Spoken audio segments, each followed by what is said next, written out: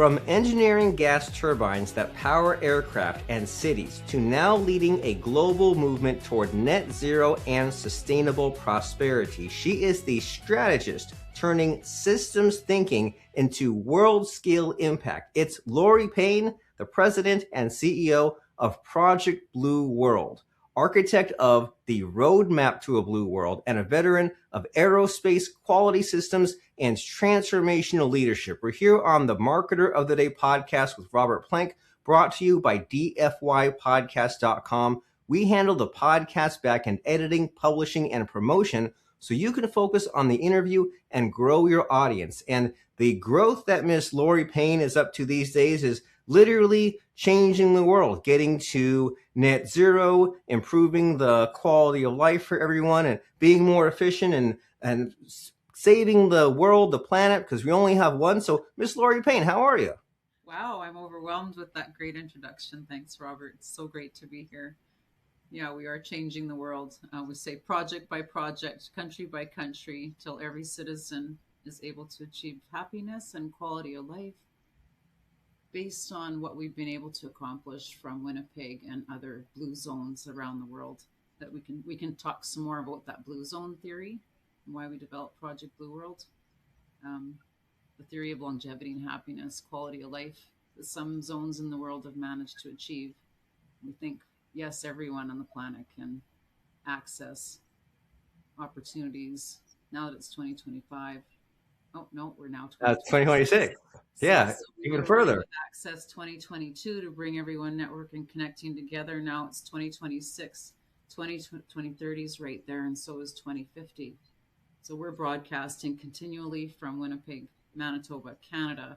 We're like a central hub up here that's been serving aerospace, defense contracts, trade and commerce ever since Winnipeg's been here because of our logistical central point.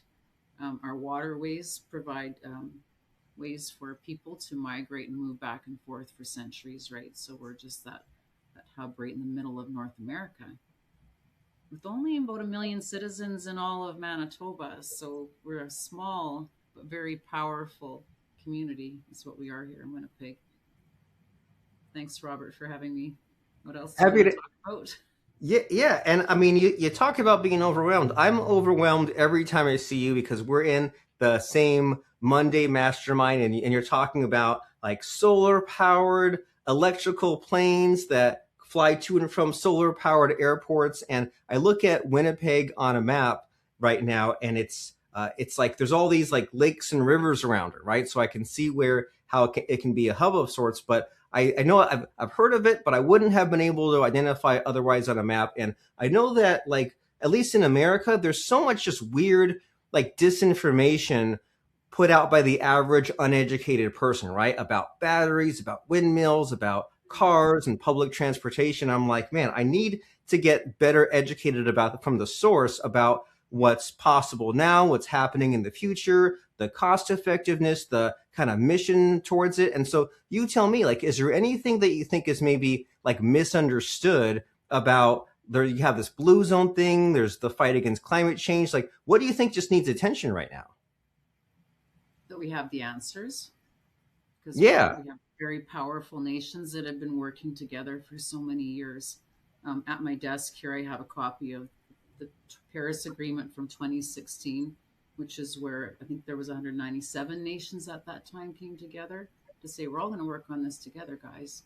I've been working with an environmental consultant out of Brazil who's been working with the UN for 35 years, Mr. Arnaldo Schilt. He's our co-partner, founder with the Global Development Project, actually as well. So when he brings me news that says, oh, over here in Germany, we're doing this, and down in Brazil, we're doing that, and we've studied the rainforest. We worked on a rainforest carbon mitigation project together. Like 4 years ago, we started doing that. We built sensors that we can place around the world to measure carbon and other toxins in the atmosphere so we can all go, gee, that's not the right behavior. Let's adjust our behavior. And then all the world's industry leaders are leading.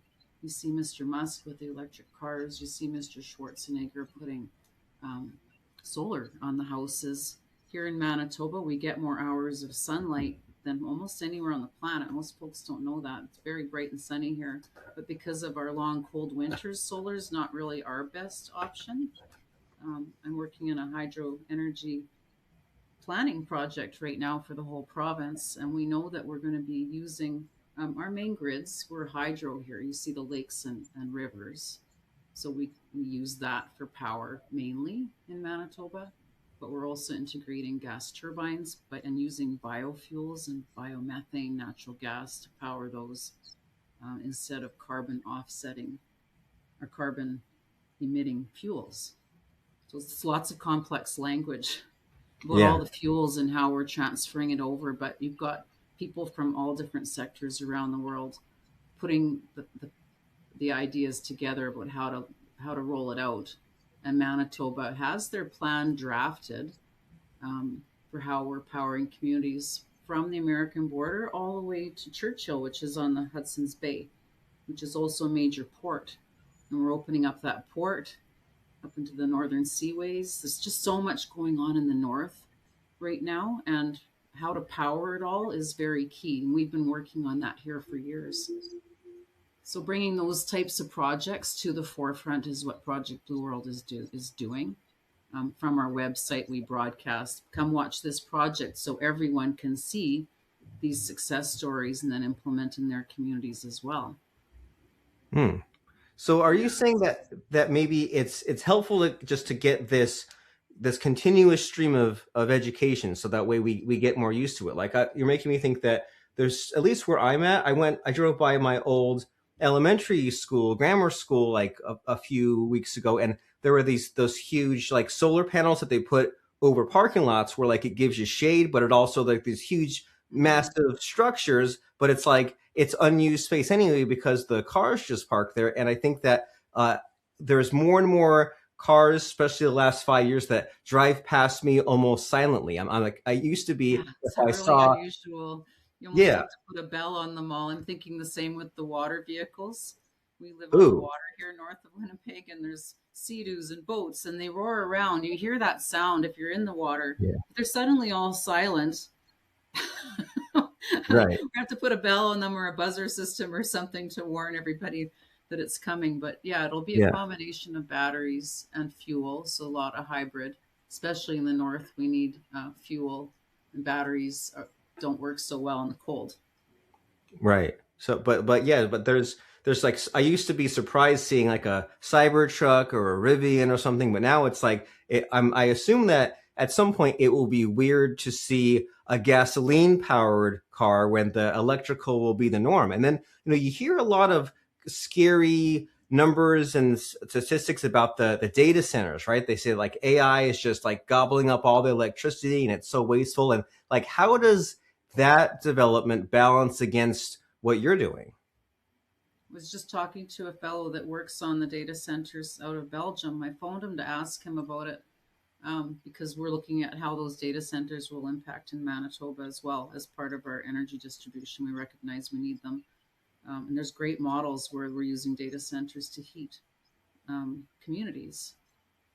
So what you do is you pull the residual power off of it, and then it also gives local people a great job opportunity in areas where there might not be a job opportunity. So you have to fit it in to the whole ecosystem of the whole community, right? So you make sure it doesn't impact the community, but it provides the community some benefit.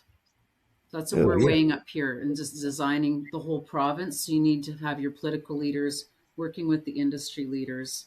So that's what we're doing a lot from Project Blue World is networking. We're providing live streams and broadcasts, just like you're doing with your podcast here. So this is one of our vehicles to get the information out. Is know the UN's been working for a really long time. Know the aerospace community's been working on this. I've been working on carbon mitigation myself 20 years, sitting at my desk in Winnipeg putting gas turbine engines through the shop that we're trying to streamline them so they're not emitting. But you have to change the fuel out. That's what you have to do with those. Or you change the fuel of all the other transportation equipment, and then you can still run the gas turbines I'm talking about, run the turboprop aircraft. So any of the small regional jet centers, all your executive jets, all your medevacs, anything with a turboprop on it is going to be a gas turbine emitting engine. So yeah, they've been looking. You mentioned about the aircraft that's flying up and down the coast. It's flying off the coast of Vancouver Harbor Air. They have an electric aircraft, but it's all batteries. It's the pilot and an airplane full of batteries. You can see how the weight of the battery just isn't working. So the whole aviation marketplace is looking at converting to biofuels. And it's doable, but you have to change over the whole distribution network. We have to build manufacturers. So yeah, Canada and in the US, I'm sure as well. Brazil, Germany, all these countries are working on manufacturing and building manufacturing plants, integrating that into the forest preservations so we can make sure. So the key, we have to maintain the Earth's atmosphere temperature to 1.5 degrees within pre-industrial times. So that's 1850 to 1900 is that time before we started polluting with our carbon emissions, right? We need to maintain the atmosphere to that temperature, and we can do that by growing our forests, reducing our emissions, managing well, protecting our environment. And we have the brains and the technology and the amount of countries we need working together to be able to accomplish that. I'm confident of that because I watch the markers and work with folks that are going back and forth around the world talking to the other country leaders. So I bring the information to the world is my role. Joining podcasts like this and doing upcoming webinars and things like that. Nice. So educating us, right? Learning is good. And so is communicating and having a plan and hard work. And what you're sharing with us is reassuring because you're saying that there are solutions. We have been working on solutions and not just theory, not just plans. There's things that are happening every day. And you just have to look for the good, right? Or turn a bad into a good. Like you always hear stories about like people that do like the drones they'll plant a whole forest, right? They'll like shoot 1 million seeds down from the drones in these inaccessible areas, and like amazing things are happening. But is there anything that currently frustrates you? Is there any kind of aspect of this that maybe you feel stalled or blocked? The information to the citizens. Part of reaching out to the world's leaders, I reach out to my mayors and my local political people, and I'm explaining to them this is a nice report that's gone out with the names of all the incredible individuals it's gone to. And when they're publishing and sharing information to the local people, there's just not enough information and it's not very clear and concise. Up here in Canada, folks are all complaining about the carbon programs. They don't understand the new network that the United Nations has developed at all. We don't understand how the rich countries are going to start helping the poor countries so that everyone can play in the same marketplace. And that's through the money that's going to come from the large corporations, through their purchasing of their offsets to these projects. So there's just not enough information coming out, I guess, is what I can say my frustration point is. So hence the global development project from Project Blue World is to develop curriculum to interpret the United Nations intent and the intent of the Paris Agreement. I never thought I'd say that to the world, that, oh, I'm here to carry out the intent of the Paris Agreement. But here I am. And I think because I've worked with like defense level contracts and militaries and governments my whole life. And a lot of that is sitting around a big boardroom table with a whole bunch of brass that just needs it explained to them short and sweet. So that's why I've ended up in this seat, I think. So it's an honor and also overwhelming at the same time. But I know I have the strength of my network, working with yourself and Mitchell Levy out of the Credibility Nation. We joined that network specifically to learn how to reach our audiences. I'm growing and learning with you each week when we attend that Monday meeting with the Accountability Mondays. And we're all learning, aren't we? And you mentioned something that's, I think, really the most important that's ever been in human history is like compacting the information, right? Like distilling the most important pieces. Because, man, when you look at how exponentially the data of humanity is put out there, right? You look at like the past year and a half, and it's more new data than all of human history combined. It's so overwhelming, and you could get lost in just an ocean of information about all this green energy and sustainability and all this. And so it's like, well, what's important now? And I'm short on attention span and time, and how does it benefit me? It's all this kind of marketing stuff, and also like the iterating of it, right? Like you could say I could info dump all these things about energy infrastructure on you, but you see what is important now, what gets attention, and then you kind of rework your messaging and put it back out there. And at least that's what I value from networking. But what have you discovered with networking? Because sometimes people, they don't value it, or they talk themselves out of it, or they self-sabotage. And so what do you think people need to know about networking and why it works so well for you? Be consistent. That's what Mitchell would always preach at us, right? Be consistent and steady and participate. It's another thing he's always encouraging. So I've tried to do that. I'm on LinkedIn, I'm on Facebook. I keep those messaging systems right on my screen all day long, which makes it very busy as well. I think the whole population is struggling with bombardment of information. And I almost call it like in the year 2000, we all stood by and waited to see if all the world's networks were going to crash. That didn't happen. Now we're 25 years later, and I think there's been like slingshotting around the moon, all of us trying to figure out how to get online, what to participate in, how do we use social media, when are we using websites. It's been all this noise just coming at us. A lot of shaming about, are you on too much? Aren't you on enough? Are you getting your 8 hours sleep? People are just bombarded with information. So trying to maintain a steady balance is what I talk to people about most, I would say, day to day to day. People are challenged with information overload. So I know with my network, I keep track of their names. I keep track of their faces. I make sure I keep them in my contact list. I have one contact list that we're emailing out with is 450 people that we've met over like the last few years. So I'm trying to be consistent with them because I know most of them are struggling with being able to keep up with their email, keep up with their information. People are really challenged with the amount of accounts they have to have, amount of memberships they have to have. People are feeling flooded. Do you agree with that? You think folks are pretty overloaded?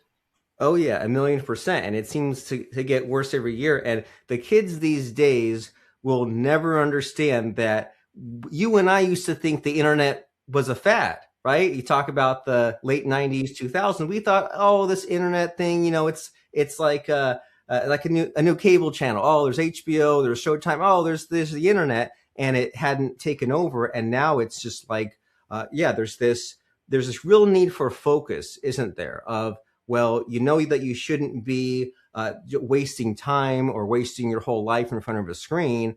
But if you don't network and if you don't participate, then it's to your detriment. And it's such a weird mind game, isn't it? That you know that a lot of the posting and networking, a lot of it like won't go anywhere, or it won't pay off in ways that you can see, but you really can't live without it. And so as far as overcoming this overwhelm with social media, networking, follow-up, email, learning, do you have any technique with that? How do you cope with the big mountain? I hire staff to do all those pieces. Your bus has to have so many seats. One of my coaches said that to me a long time. Think of your organization as a bus, and if you don't have people in the seats, it's not going to manage. And when you're training leaders, you have to train them to let go of all the activity. So I don't do all those things myself. Is my strategy. Okay.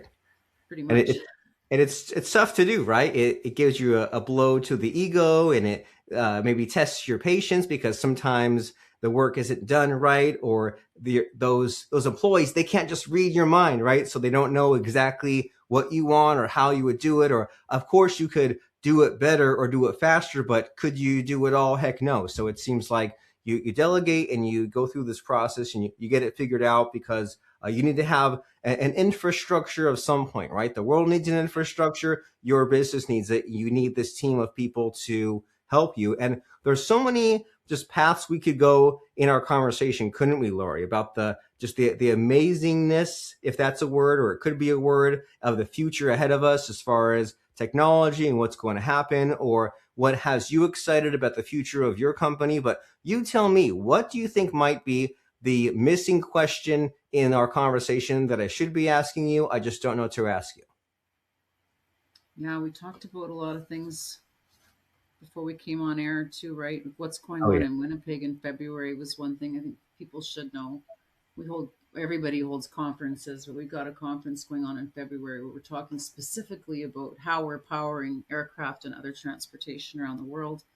Everyone comes here from around the world, um, so we can talk about that and then get going on it. It's not like we're just talking about it, but we're actually manufacturing biofuel and we're actually implementing these strategies, and those things are happening. So that's exciting.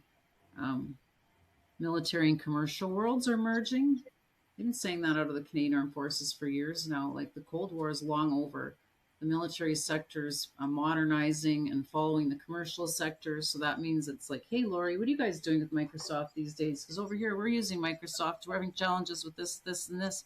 Like everybody's at the same table having the same conversation. When I go to meetings in Winnipeg, um, Department of National Defense people are there, the Canadian Armed Forces people are there, other militaries. The Australian military leader comes over here and runs the Canadian Armed Forces for a few years. Like everybody's, that NATO grouping and our defense groupings are so integrated. It just brings me great confidence. But I get to see that because I happen to live by Winnipeg and I happen to be working in that environment my whole life. If you're someone's living up in 2 hours, 3 hours north of here in a completely different industry, that's all completely invisible to them. And it was for many years. Those industries we just didn't market to the world, to our detriment. So what could you ask me? Tell people to come become an aircraft maintenance engineer, become a gas turbine engineer. They're not going away. We need them to power our neighborhoods. Um, we distribute gas turbines out of like Florida and send them down into the Keys because of hurricanes and that. So we've got these things all over the world powering things already. It's just not common knowledge. So let's keep sharing knowledge. We talked about that countries are branding themselves, which is pretty cool. That's pretty modern. What's that show, that movie where they segregated areas of the world and it was like there's hurricanes here and there's big bugs here, and it was just they had a series on TV. That's what we're like now, basically. You can look around the world and almost go anywhere, decide how you want to participate. You mentioned that city, Neom, that's being built in Saudi Arabia. You can build anything that you want now. You just have to unite the people and get the partners together so that they'll put the money in place. We need people to grow their confidence and growing the projects, building housing when we're short on housing. What else can I lobby for since I have you here? um, Well, you have quite a list, but what yeah, I there get is from quite this a is list. yeah, what I get from this is that the future is exciting, and even with all of the the aspirations and the projects that are underway, they require funding, and in order to get funding, we need to do some kind of marketing. And it's silly when you think about even the milk industry or the beef industry still puts out commercials. Like, is there anyone out there that doesn't know that milk and beef exist, but they need the reminder? And I saw some article yesterday where like the singer Miley Cyrus was at the Oscars and she was talking to different record labels to get whatever song or album put out there. So even someone who's like a household worldwide name still needs to get out there and do the networking, do the speaking gigs, or just like talk to whoever you need to talk to, get in whatever room in order to make something happen, right? None of us is too good to appear on podcasts or to get on LinkedIn and start those conversations. Yeah, and I do want to mention to everybody about our projects that are underway. So we're a consulting agency, Project Blue World. So we serve companies and governments, militaries, anybody that needs work done. Um, but we do provide social projects. So we're working on our charity registration right now so that all the funds that come into Project Blue World from any type of sales move into community development projects all over the world. We're in 15 countries already, and we have projects underway in Burundi, Africa, to build houses for widows and orphans that needs funding. It needs sponsors. It's all set up on our website that you can literally just click a button and become a sponsor of any of these social projects or of Project Blue World Foundation itself. So we built it as a not-for-profit so that all the proceeds go back into the community is what we did with Project Blue World. Going to be bigger than Mr. Gates. Sorry, Mr. Gates, but we've got a lot of big partners behind us.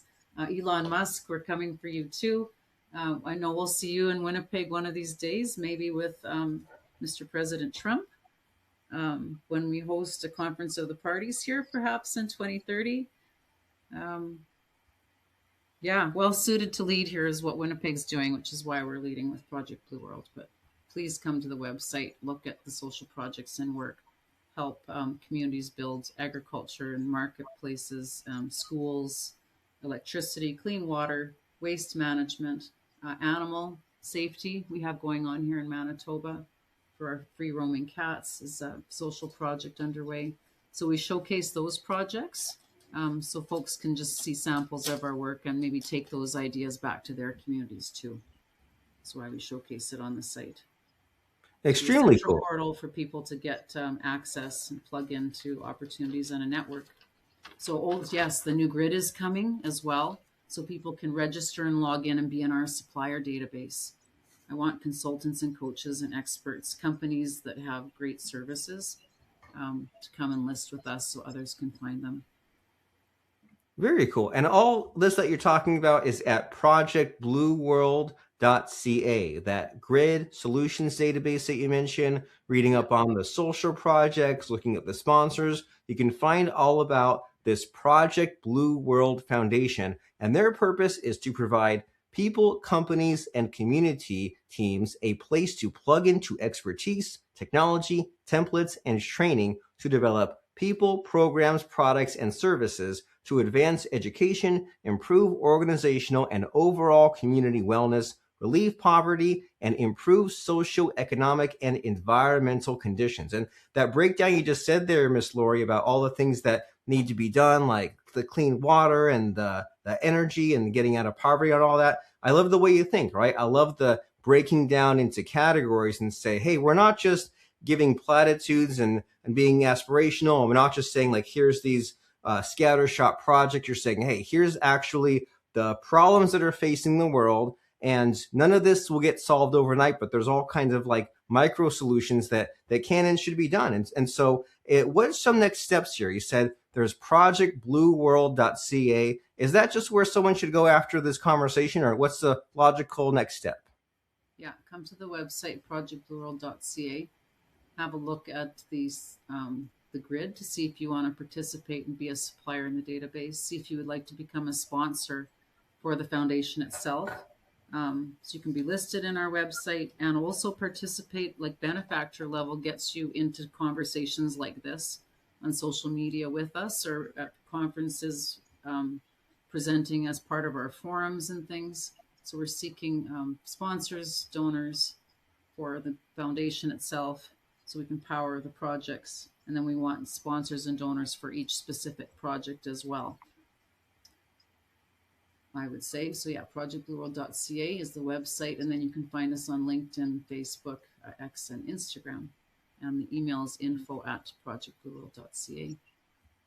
All right, info at ProjectBlueWorld.ca and Project Blue World on all those social platforms, and you can read around, get educated, and get maybe reassured, because there is a lot of doom and gloom out there, and help is coming. People are working on it. There are so many different interesting, amazing projects underway. Space travel is back, right? We're going to the moon, and we're working to keep the planet alive, right? And make everyone's quality of life better. So that way, those future generations are better than even our quality of life. And it just continues improving on that scale. So ProjectBlueWorld.ca is the place to go. But before I let you go, Miss Lori Payne, it's time for the scary part of the podcast, where I try to stump you. I try to put you on the spot by asking about a fun or interesting quote or lesson that has served you. So what comes to mind as far as a fun or interesting quote or lesson? Do not go where the path may lead. Go instead where there is no path and leave a trail. That's the sign I have just above my desk here. And I was thinking about that today, that it defines what we've done with Project Blue World. Is there was a time in 16 where I just, it was like, how do we accomplish this? How do we manage to do what we want to do? And I went and sat down with a cousin of mine who teaches speakers and leaders and teaches marketing. And he said, Lori, you got to be like Martin Luther King. You got to create a movement. You got to get big and have a big voice. And that's a huge undertaking.